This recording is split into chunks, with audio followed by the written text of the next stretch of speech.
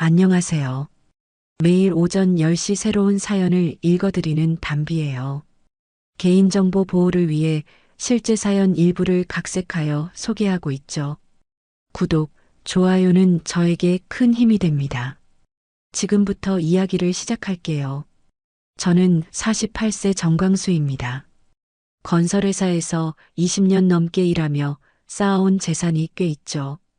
강남 한복판에 아파트를 소유하고 있고 수입차도 몇 대 굴리는 정도의 형편입니다. 아내 선희와 16살 된 아들 호진이와 함께 평범하지만 행복한 삶을 살고 있습니다. 제게는 정말 소중한 사람들이 있는데 바로 아내 선희와 대학 동창이자 절친한 친구인 박성민입니다. 성민이와 저는 대학교 1학년 때부터 친해졌습니다. 함께 술을 마시고 고민을 나누며 20년이 넘는 세월을 함께 해왔죠. 저희가 결혼할 때도 성민이가 사회회를 서줬을 정도로 가까운 사이입니다. 그런데 몇 년 전 성민이가 이혼을 했습니다. 아내가 바람을 피워서 정말 힘들어했죠. 그때 저는 성민이를 많이 위로해줬습니다. 성민아, 너무 힘들어하지 마. 우리 집에서 밥이라도 먹고 가. 그렇게 성민이는 저희 집에 자주 놀러 오기 시작했습니다. 처음엔 일주일에 한 번 정도였는데 점점 더 자주 오게 되었죠. 저는 그런 성민이가 불쌍했습니다. 혼자 사는 게 얼마나 쓸쓸하겠습니까? 그래서 아내 선희에게도 부탁했습니다. 여보, 성민이 좀 챙겨줘. 혼자 사는 게 얼마나 힘들겠어. 선희도 처음엔 성민이를 딱히 좋아하지 않았지만 제가 부탁하니까 점점 친절하게 대해주기 시작했습니다. 성민이를 위해 맛있는 음식도 해주고 반찬도 싸주곤 했죠. 저는 그런 아내가 정말 고마웠습니다. 제 친구를 이렇게 잘 챙겨주다니요. 그때의 저는 정말 행복했습니다. 직장에서는 승진도 했고 집에서는 아내와 아들이 건강하게 잘 지내고 있었죠. 무엇보다 제 가장 소중한 사람들인 아내와 친구가 서로 잘 지내는 모습을 보니 마음이 뿌듯했습니다. 저녁에 집에 돌아가면 선희가 성민이를 위해 음식을 준비하고 있는 모습을 보곤 했는데 그런 아내의 모습이 참 예뻤습니다. 성민이도 저희 집에 와서 편안해하는 모습이었습니다. 이혼 후 많이 상처받았던 성민이가 저희 집에서만큼은 웃음을 되찾는 것 같아서 정말 다행이었죠. 호진이도 성민이를 아저씨라고 부르며 잘 따랐습니다. 모든 것이 완벽해 보였습니다. 하지만 그때만 해도 저는 몰랐습니다. 제가 직접 만들어 놓은 이 상황이 얼마나 위험한 것인지를요. 아내와 친구, 이 둘이 제 인생에서 가장 소중한 사람들이라고 생각했는데 바로 그 사람들이 저를 가장 큰 배신의 구렁텅이로 밀어넣을 줄은 꿈에도 몰랐습니다. 모든 것이 평화롭고 행복해 보이던 그때 이미 저도 모르게 무서운 일들이 시작되고 있었던 거죠. 어느 날부터인가 조금씩 이상한 일들이 벌어지기 시작했습니다. 성민이가 저희 집에 오는 횟수가 점점 늘어났죠. 처음엔 일주일에 한 번 정도였는데 어느새 일주일에 3번, 4번씩 오게 되었습니다. 그것도 제가 집에 없는 시간에 말이죠. 성민이가 또 왔다 갔어? 퇴근 후 집에 돌아와서 아들 호진이에게 물어보면 호진이는 고개를 끄덕였습니다. 처음엔 그냥 그런가 보다 했습니다. 성민이가 혼자 사는 게 외로워서 그런 거라고 생각했거든요. 하지만 점점 이상했습니다. 제가 출장을 가거나 회식으로 늦게 들어오는 날이면 어김없이 성민이가 저희 집에 와 있었던 거죠. 엄마, 성민 아저씨가 또 오셨어요. 호진이가 말할 때마다 선희는 자연스럽게 대답했습니다. 성민이가 혼자 사는 게 외로우니까 밥이라도 해드리는 거야. 그런 아내의 말이 처음엔 당연하게 들렸습니다. 제가 성민이를 챙겨달라고 부탁했으니까요. 그런데 시간이 지나면서 선희의 태도가 조금씩 달라졌습니다. 예전엔 성민이 이야기를 할 때 시큰둥한 반응을 보이던 선희가 어느새 성민이 이야기만 나오면 표정이 밝아지는 거였습니다. 성민이가 요즘 운동을 시작했대요. 헬스장에서 몸매 관리를 하고 있다고 하더라고요. 선희가 성민이 이야기를 할 때의 표정을 보면서 뭔가 미묘한 기분이 들었습니다. 그냥 친구 아내로서 관심을 갖는 정도를 넘어선 것 같았거든요. 하지만 대학 동기이니 그럴 수 있다고 생각하며 그때까지만 해도 저는 제 의심을 떨쳐버리려고 애썼습니다. 선희가 그런 사람이 아니라고, 성민이도 그런 사람이 아니라고 믿고 싶었죠. 그러던 어느 날 제가 평소보다 일찍 집에 돌아왔을 때였습니다. 거실에서 텔레비전 소리가 들려왔는데 성민이와 선희가 나란히 앉아서 드라마를 보고 있었습니다. 그것만으로도 충분히 이상했는데 더 이상한 건 둘 사이의 분위기였습니다. 마치 오래된 부부처럼 편안해 보였거든요. 광수야, 일찍 왔네. 성민이가 저를 보고 인사를 했지만 왠지 당황한 기색이 역력했습니다. 선희도 마찬가지였죠. 급하게 자리에서 일어나면서 부산스럽게 움직였습니다. 여보, 성민이가 저녁 먹고 간다고 해서 음식 준비하고 있었어요. 하지만 저는 이미 눈치채고 있었습니다. 둘 사이에 흐르는 묘한 공기를 말이죠. 그날 밤 잠자리에 들면서 선희에게 물어봤습니다. 성민이가 요즘 너무 자주 오는 것 같은데 괜찮아? 선희는 대수롭지 않게 대답했습니다. 성민이가 혼자 사는 게 외로우니까 그런 거겠지. 당신이 챙겨달라고 했잖아. 그 말을 들으면서도 가슴 한구석이 답답했습니다. 뭔가 잘못되어 가고 있다는 느낌이 들었거든요. 하지만 아직까지는 확신할 수 없었습니다. 그저 제 의심일 뿐이라고 생각하고 싶었죠. 점점 이상한 일들이 계속 벌어지고 있었습니다. 성민이가 저희 집에 오는 횟수가 늘어나는 것도 그렇고 선희의 태도, 변화도 그렇고 말이죠. 하지만 저는 여전히 이 모든 상황을 합리화하려고 애썼습니다. 제가 성민이를 불쌍히 여겨서 집에 자주 오라고 했고, 우리 셋은 대학 동기기니까 선희도 제 부탁을 들어주는 거라고 생각했거든요. 그런데 어느 날 밤 정말 충격적인 일이 벌어졌습니다. 저는 평소처럼 거실에서 텔레비전을 보고 있었는데 선희가 침실에서 휴대폰을 하고 있는 소리가 들려왔습니다. 그런데 그 소리가 보통 통화 소리가 아니었어요. 뭔가 다정하고 달콤한 목소리였습니다. 응, 나도 오늘 정말 좋았어. 네가 있어서 참 다행이야. 저는 그 순간 가슴이 철렁했습니다. 선희가 누구와 그런 대화를 하고 있는 건지 궁금했거든요. 조용히 침실 문 앞으로 가서 들어보니 선희의 목소리가 더 선명하게 들렸습니다. 내일도 올 거지? 광수는 회식이라고 했으니까 늦게 들어올 거야. 그 말을 듣는 순간 저는 온몸에 소름이 돋았습니다. 선희가 누군가와 만날 약속을 잡고 있었던 거죠. 그것도 제가 집에 없는 시간을 노려서 말입니다. 저는 조용히 거실로 돌아가서 선희의 휴대폰이 울리기를 기다렸습니다. 1시간 정도 지나서 선희의 휴대폰에 문자가 왔습니다.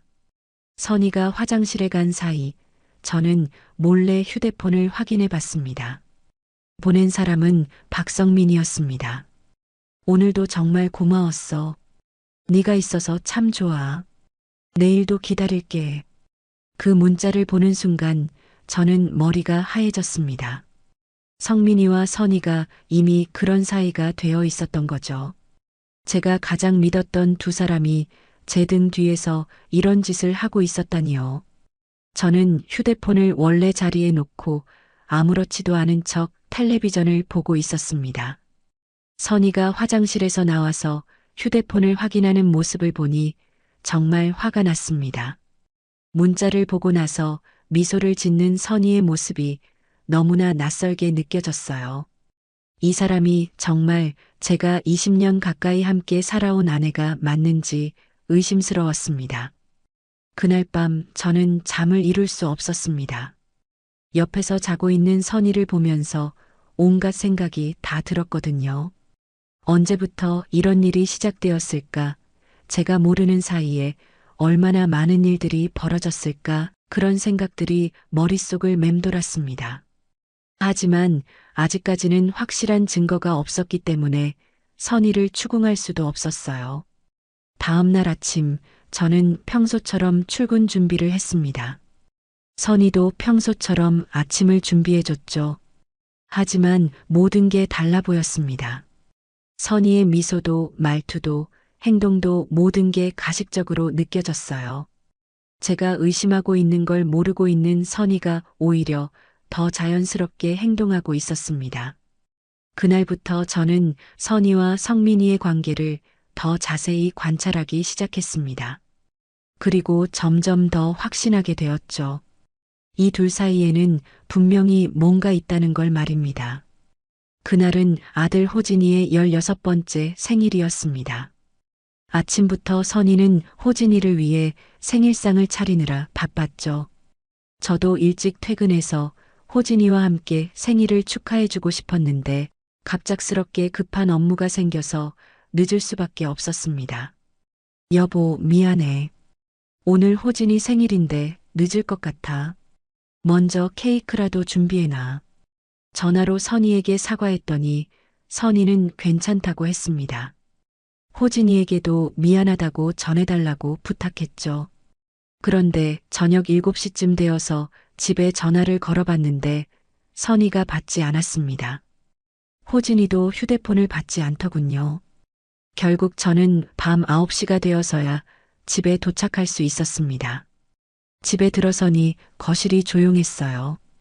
호진이가 혼자 소파에 앉아서 텔레비전을 보고 있었습니다. 생일 케이크는 테이블 위에 그대로 놓여 있었고요. 호진아, 아빠가 늦어서 미안하다. 엄마는 어디 갔니? 호진이는 저를 보더니 잠시 망설이는 표정을 짓더군요. 그러고는 조용한 목소리로 말했습니다. 엄마가 김치가 떨어져서 마트에 간다고 나가셨어요. 이상했습니다. 밤 9시에 김치 사러 마트에 간다는 게 말이 되나요? 더구나 오늘은 호진이 생일인데 말입니다. 저는 호진이에게 더 자세히 물어봤습니다. 언제 나가셨는데? 1시간 전쯤요.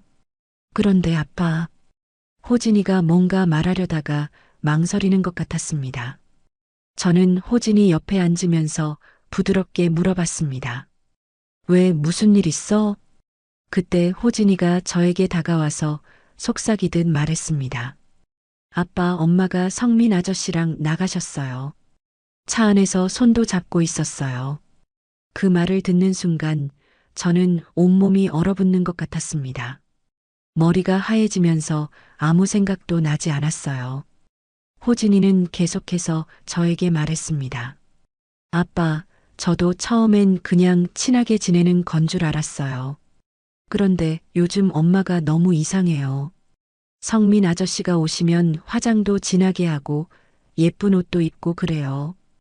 호진이의 말을 들으면서 저는 가슴이 터질 것 같았습니다. 제가 그동안 의심했던 모든 것들이 사실이었던 거죠.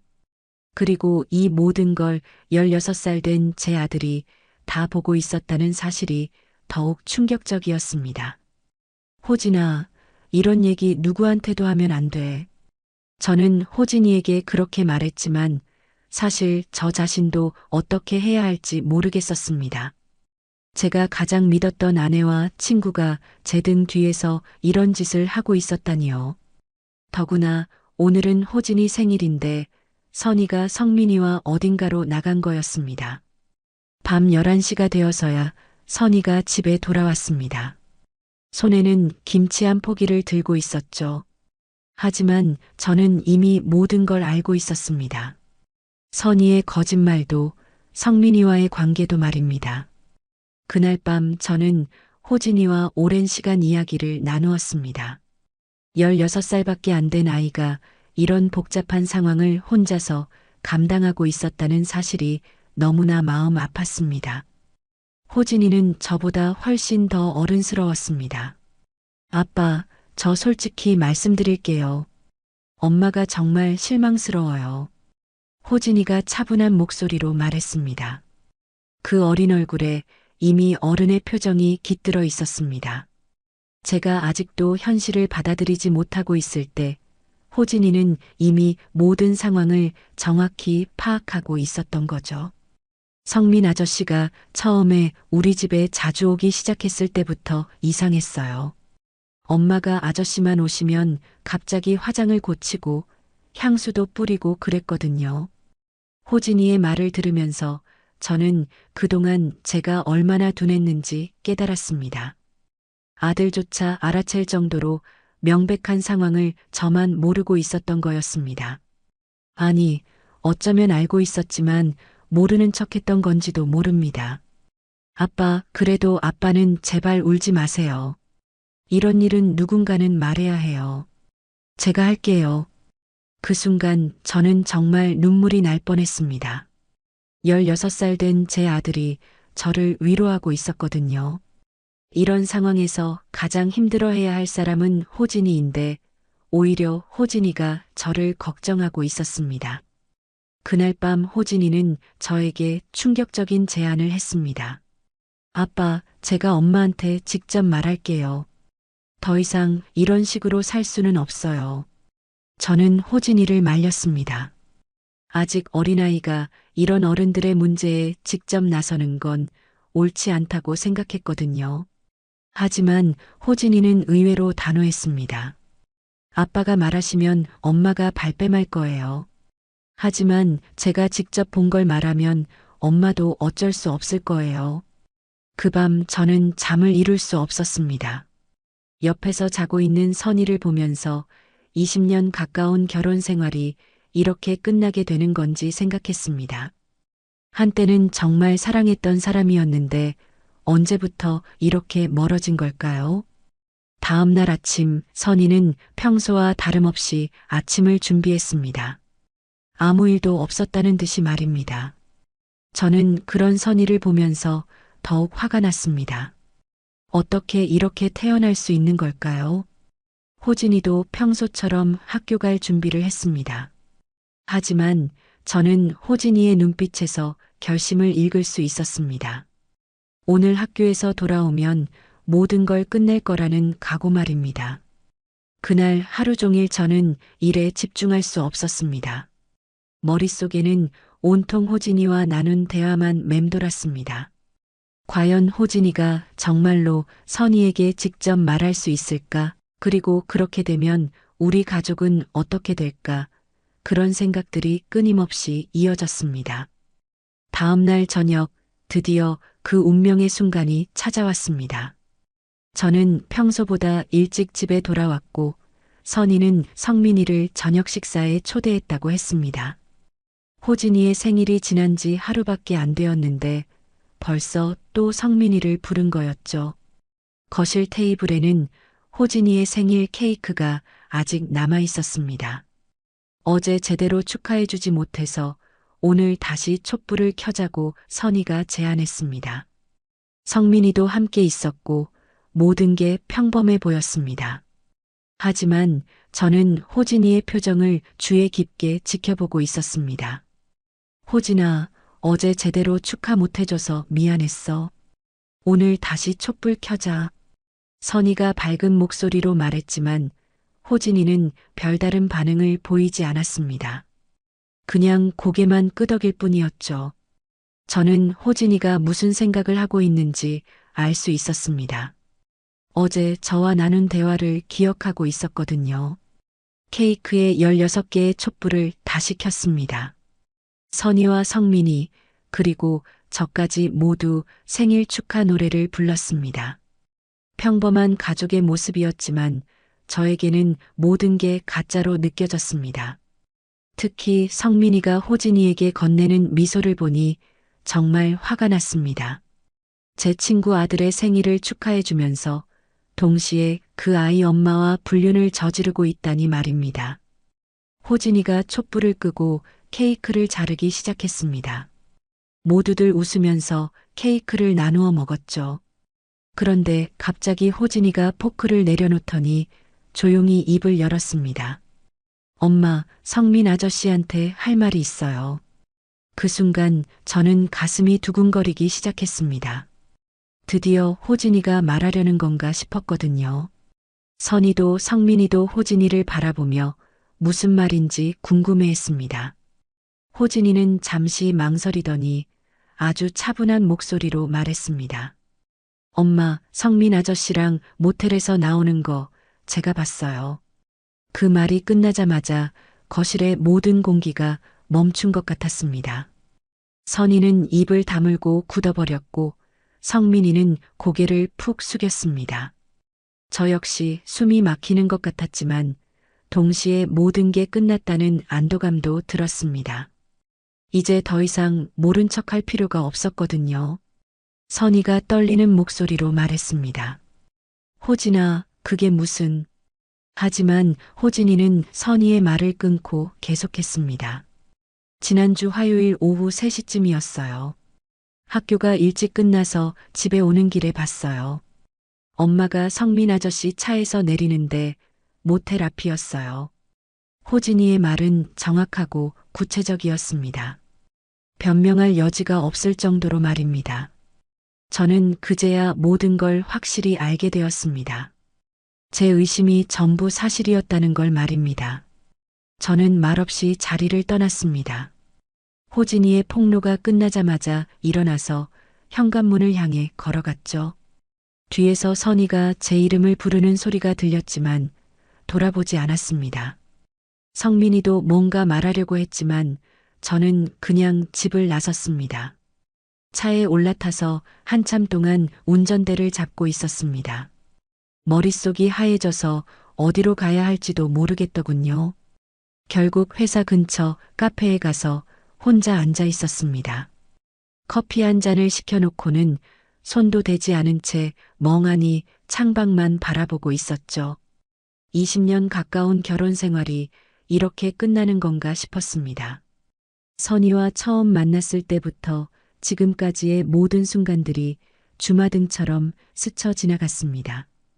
연애할 때의 달콤했던 추억들, 결혼식 날의 행복한 모습, 호진이가 태어났을 때의 감동까지 말이죠. 그런데 그 모든 것들이 한순간에 무너져 내리고 있었습니다. 더 화가 나는 건 성민이었습니다. 20년 넘게 형제처럼 지내온 친구가 어떻게 이런 일을 할 수 있는 건지 이해가 안 되었거든요. 성민이가 이혼했을 때 제가 얼마나 위로해줬는데 그런 제게 이런 식으로 보답하다니 말입니다. 그날 밤 저는 집에 들어가지 않았습니다. 호텔에서 하룻밤을 보내면서 앞으로 어떻게 해야 할지 생각했습니다. 이혼은 당연히 해야겠지만 호진이 문제가 가장 걱정되었습니다. 아직 고등학생인데 부모가 이혼하면 얼마나 힘들어할까 싶었거든요. 다음 날 아침 일찍 변호사 사무실에 갔습니다. 대학 동기 중에 가정법 전문 변호사가 있어서 상담을 받았죠. 다행히 호진이가 직접 목격한 증언이 있고 제가 그동안 수집해둔 정황들도 있어서 이혼 소송에서 유리할 거라고 했습니다. 광수야, 양육권도 네가 가져갈 수 있을 거야. 아이가 직접 어머니의 불륜을 폭로했다는 건 정말 강력한 증거거든. 변호사의 말을 듣고 나니 조금은 안심이 되었습니다. 최소한 호진이만큼은 제가 키울 수 있을 거라는 확신이 들었거든요. 그래서 바로 이혼 서류를 준비하기 시작했습니다. 오후에 집에 돌아가니 선이가 거실에 앉아서 기다리고 있었습니다. 어제보다 많이 초췌해 보이더군요. 호진이는 학교에 간 상태였고 집안은 정적이 흘렀습니다. 여보, 우리 이야기 좀 해. 선이가 조심스럽게 말을 꺼냈지만 저는 더 이상 들을 말이 없었습니다. 가방에서 이혼 서류를 꺼내서 테이블 위에 올려놓았습니다. 할 말은 없어. 서명만 하면 돼. 그 순간 선이의 얼굴이 하얗게 질렸습니다. 제가 이미 모든 준비를 끝낸 상태라는 걸 깨달은 거죠. 선희는 이혼 서류를 보더니 눈물을 흘리기 시작했습니다. 하지만 저는 더 이상 동정심이 들지 않았어요. 이미 모든 감정이 메말라버린 상태였거든요. 선희는 울면서 용서해달라고 빌었지만 저는 차갑게 대답했습니다. 이미 늦었어. 양육권은 내가 가져갈 거야. 그날 오후 성민이가 집으로 찾아왔습니다. 저에게 사과하려고 온 것 같았지만 저는 대문도 열어주지 않았어요. 성민이는 한참 동안 밖에서 제 이름을 불렀지만 저는 무시했습니다. 28년 우정이 하루아침에 끝나는 순간이었죠. 선희는 성민이에게 의지하려고 했지만 성민이는 책임을 지지 않겠다고 했습니다. 결국 선희는 가족도 사랑도 모든 걸 잃게 되었어요. 자업자득이라고 생각했습니다. 이혼 소송은 생각보다 빨리 끝났습니다. 호진이의 증언과 제가 수집한 증거들 덕분에 재판부에서도 저에게 유리한 판결을 내려주었거든요. 양육권은 당연히 제가 가져갔고 재산 분할도 최소한으로 했습니다. 반년이 지난 지금 저는 호진이와 단둘이 살고 있습니다. 처음엔 걱정했는데 호진이가 오히려 더 밝아졌어요. 아마도 그동안 부모의 갈등을 지켜보느라 스트레스를 많이 받았나 봅니다. 이제는 웃음소리가 집안에 가득해요. 저도 새로운 삶을 시작했습니다. 회사에서는 승진도 했고 취미 생활도 다시 시작했어요. 등산 동호회에 가입해서 주말마다 산에 오르고 있습니다. 거기서 만난 사람들은 모두 진실하고 따뜻한 분들이에요.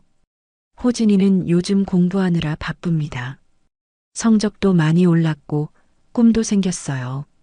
건축가가 되고 싶다고 하더군요. 저는 호진이가 무엇을 하든 응원해 줄 생각입니다. 이 아이만큼은 정말 제대로 키워보겠다고 다짐했거든요. 가끔 호진이와 이야기할 때 말해줍니다. 인생에서 가장 무서운 건 남이 아니라 가장 가까운 사람일 수도 있다는 거야. 호진이는 고개를 끄덕이며 제 말에 공감합니다.